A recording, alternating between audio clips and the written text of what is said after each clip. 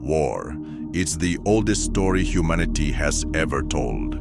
A story written in blood, etched into the ruins of cities, and whispered in the nightmares of soldiers. But what if I told you that war isn't just about land, power, or ideology? What if war is a mirror, a twisted reflection of the darkest corners of the human soul? Today, we're stepping into the labyrinth of the unconscious mind, guided by the wisdom of Jung, the man who dared to stare into the abyss of human nature and decode its secrets. Imagine this: a young soldier, barely out of his teens, crouched in a trench. The air reeks of gunpowder and death. His hands tremble, not just from fear, but from a strange, electric thrill. He feels alive, more alive than he's ever felt. How can horror and purpose coexist? How can destruction feel like liberation? Jung would say it's the shadow speaking. The shadow, that hidden part of ourselves we bury under polite smiles and societal rules. The part that hungers for chaos, for raw, unfiltered power. Jung called it the thing a person has no wish to be. But in war, the shadow isn't just unmasked, it's celebrated. Let me tell you a story. In 1945, Jung was asked to analyze Nazi war criminals. What he found wasn't monsters. They were ordinary men, fathers, teachers, neighbors, who'd surrendered to an archetype, the Aryan Superman, a myth so potent it turned clerks into killers. Jung realized war isn't just fought with tanks and rifles. It's fought in the theater of the mind, where ancient symbols, the hero, the warrior, the destroyer, play out their eternal drama. These archetypes aren't metaphors. They're psychic DNA coded into every culture, every religion, every propaganda poster. Take the hero.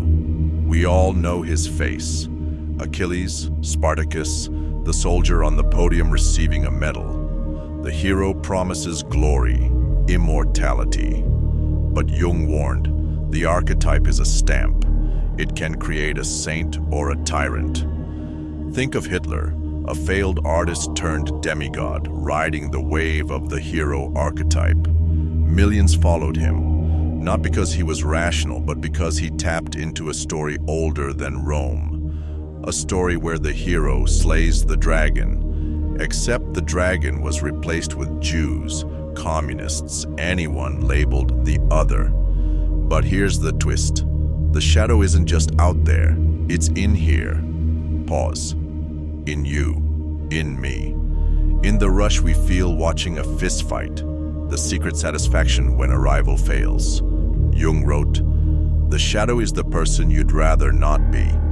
And war gives us permission to be that person, to scream, to loot, to dominate. A Vietnam veteran once confessed to Jung, "In the jungle, I wasn't a man anymore. I was an animal, and part of me loved it." That's the shadow's seduction. It doesn't just destroy, it intoxicates. Now let's talk about the unspoken truth. War isn't an accident. It's a ritual, a perverse ceremony where we sacrifice young men to the gods of our unconscious. Ancient tribes painted their faces, danced around fires, and channeled the warrior archetype. Modern armies, they hand out uniforms, medals, and rifles. The script hasn't changed, only the props have. Jung saw this. He watched as Germany, a nation of poets and philosophers, became possessed by the destroyer archetype. But he also saw the Allies drop firebombs on Dresden, reducing children to ash. The victor, he said, is always the one who's less unconscious. Fast forward to today. We don't paint our faces, we post hashtags. We don't have spears, we have drones. A teenager in Nevada presses a button, and a family in Syria vanishes. No screams, no blood, just pixels on a screen. Jung would call this the ultimate repression. We've outsourced our shadow to machines, thinking we can kill without guilt. But the shadow doesn't vanish. It festers. It leaks into our politics, our social media, our obsession with violent video games. We've swapped battlefields for comment sections, but the war inside us rages on. So, what's the way out? Jung's answer is simple, but it'll make you squirm. Individuation. Facing your shadow, not with shame, but with brutal honesty. It means asking, what part of me enjoys the chaos of a protest turning violent? Why does my pulse spike when I see a headline about a celebrity scandal? This isn't about guilt, it's about awareness. Jung said, the most terrifying thing is to accept oneself completely. But until we do, we'll keep projecting our shadows onto enemies, communists, immigrants, the other political party. And the cycle will repeat. War, ceasefire, war again. But here's the hope.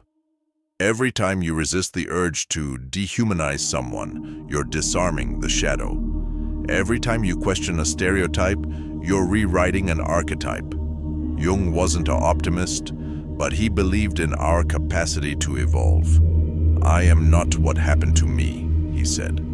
I am what I choose to become. As this video ends, I'll leave you with a question. One Jung asked his patients, what myth are you living? Are you the hero, forever fighting dragons?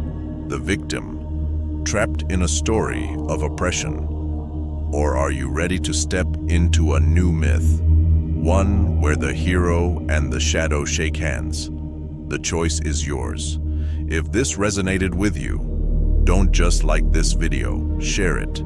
Let's spread this conversation beyond the algorithm. Subscribe and hit the bell, because next week we're diving into Nietzsche's warning. He who fights monsters must see to it that he himself does not become a monster.